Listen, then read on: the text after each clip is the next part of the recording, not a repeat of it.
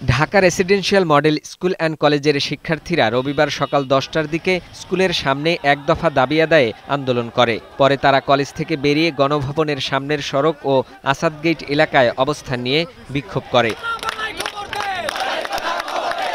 শিক্ষার্থীদের বিক্ষোভে দীর্ঘক্ষণ বন্ধ থাকে মিরপুর সড়কের যান চলাচল। ভোগান্তিতে পড়েন এই পথের চলাচলকারীরা। শিক্ষার্থীদের দাবি, লটারির ভিত্তিতে ভর্তির প্রথা দীর্ঘদিন ধরে চলে আসছে, যার ফলে মেধা থাকা সত্ত্বেও শিক্ষার্থীরা কলেজটিতে পড়ার সুযোগ হারাচ্ছেন। তাই সেই প্রথা আর চান না তারা। লটারির মাধ্যমে যারা অমেধাবী স্টুডেন্ট তারাও ডিআরএমসিতে পড়ার সুযোগ পাচ্ছে। ক্লাস 3, 6, 9 এই 3 ক্লাসে আমাদের ভর্তি পরীক্ষা লটারির মাধ্যমে হচ্ছে। আমরা চাই এটা ভর্তি পরীক্ষার মাধ্যমে যাতে করা হয়। মেধা দিয়ে সবচেয়ে শিক্ষিত, সবচেয়ে যোগ্য ছেলেটা এই প্রতিষ্ঠানে চান্স পাক, এই প্রতিষ্ঠানে পড়াশোনা করুক, দেশের জন্য কিছু করতে পারুক, এটাই আমাদের দাবি। পরীক্ষার মাধ্যমে কিংবা মেধা যাচাইয়ের ভিত্তিতে কলেজের ভর্তির দাবি তাদের।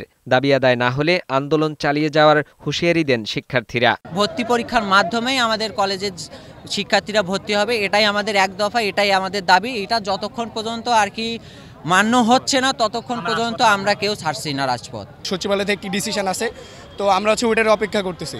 তো এখান থেকে যদি কোনো নেগেটিভ ডিসিশন আসে আমরা আবারও রাস্তায় নামবো, আর সামনের বার এর চেয়ে বড় কিছু হবে। প্রায় 3 ঘন্টা পরে রাস্তা থেকে শিক্ষার্থীদের তুলে নেয় প্রতিষ্ঠানের অধ্যক্ষ।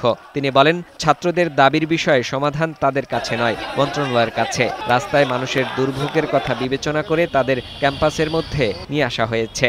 কলেজ প্রশাসনের পক্ষ থেকে ওদের নিরাপত্তা এবং যাতে কোনো জনমালের ক্ষয়ক্ষতি না হয় সেটাই দেখভাল করার দায়িত্ব ছিল আমাদের।